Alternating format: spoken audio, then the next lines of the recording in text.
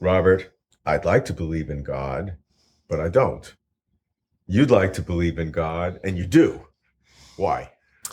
Well, aside from personal faith and religious experience, which I'm just going to preclude for just a moment, Hmm. just going to talk about three approaches that are publicly accessible or publicly corroboratable. Hmm. In other words, where we can gather evidence together, which people can share and verify in an intellectual community.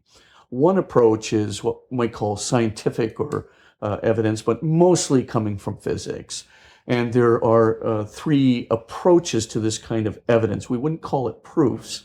We call this evidence or indications that come from observational evidence and scientific theory. One such approach is called space-time geometry proofs. This would be like the Bordova-Lincoln 1993 proof or the Bordova-Lincoln and Guth 2003 proof, which shows a beginning of a universe or a multiverse or an oscillating universe, which is in an inflating condition or has an average rate of expansion greater than zero. A second approach is the entropy approach.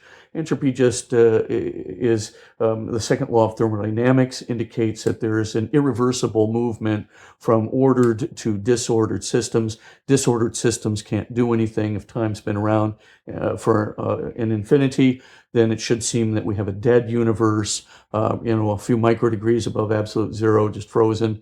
And we don't. We have a very low entropy universe to this day and suggestive of a finite amount of time. Third area is really what's called anthropic coincidences or fine tuning.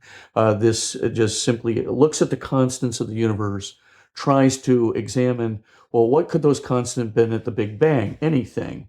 But as it turns out, they have precise values that they need in order for a universe which could sustain life to exist. So they if it's just a little bit higher, a little bit lower, life couldn't possibly exist. The universe would be constantly exploding, or it would be collapsed into a black hole, or some other condition which would prohibit life forms from developing.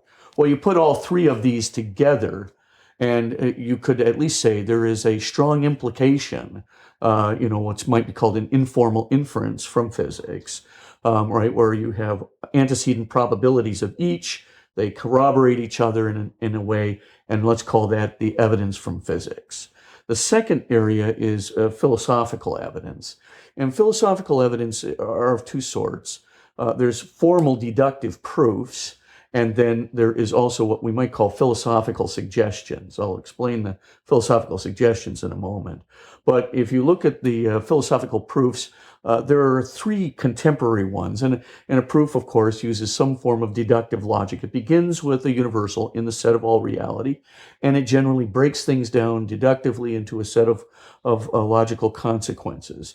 So there's a metaphysical proof. A metaphysical proof says in the set of all reality, there has to be at least one unconditioned reality. If you didn't have that unconditioned reality and everything in the whole universe or in all reality was just conditioned realities, you'd have nothing. We're not nothing, so there's got to be at least one of those guys. Then they find out that that unconditioned reality has to be what's called purely simple, purely inclusive, purely unitive, right? And then, of course, that has to be one and only one, and it's the creator of all else that is. That's the basic procession. Then there's a second kind of philosophical deductive approach from what's called the pure intelligibility or perfect intelligibility of being. Again, a kind of Lonerganian argument. If reality is completely intelligible, then an unrestricted act of understanding, that's a pure unity of mind, exists. But being is completely intelligible, reality is completely intelligible. That means the complete set of correct answers, a complete set of questions exists. Therefore, an unrestricted act of understanding, this purely unitive mentative act exists. And so that's kind of a second deductive approach, again, rigorously deductive. The third approach is a kind of a new twist on the finitude of past time arguments, which kind of came into being because of some discoveries of David Hilbert and because of the physical reality of time, general theory of relativity, and other areas where it seems that a past temporal sequence may not be composed of constitutive parts, because you can remove an infinite subset of them without affecting the whole. So it presents a series of problems in the building the aggregation of sequences. So those are the basic three areas in what we call formal deductive logic.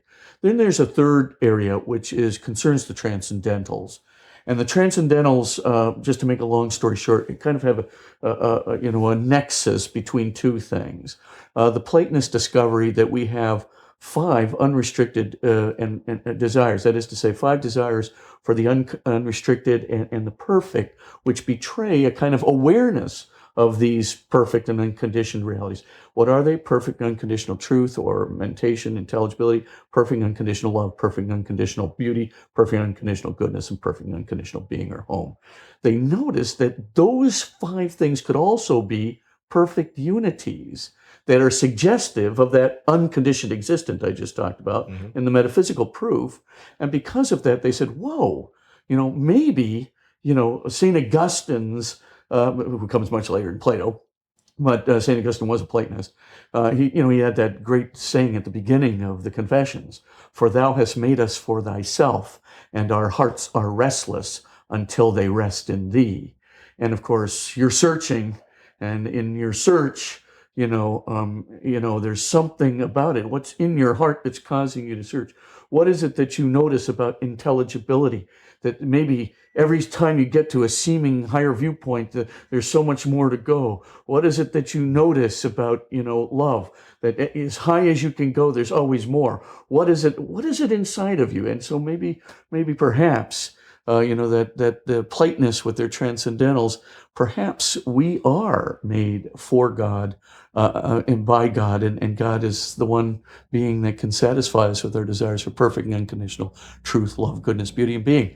And the wind-up, I would just say there are these three approaches, and you can actually combine all of them together. You take the transcendentals, you take the formal logical arguments, you take the evidence from physics, and it does at least form a coherent and corroborative whole, and that's pretty probative.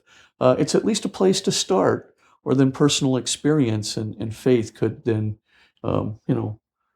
leap from, as it were.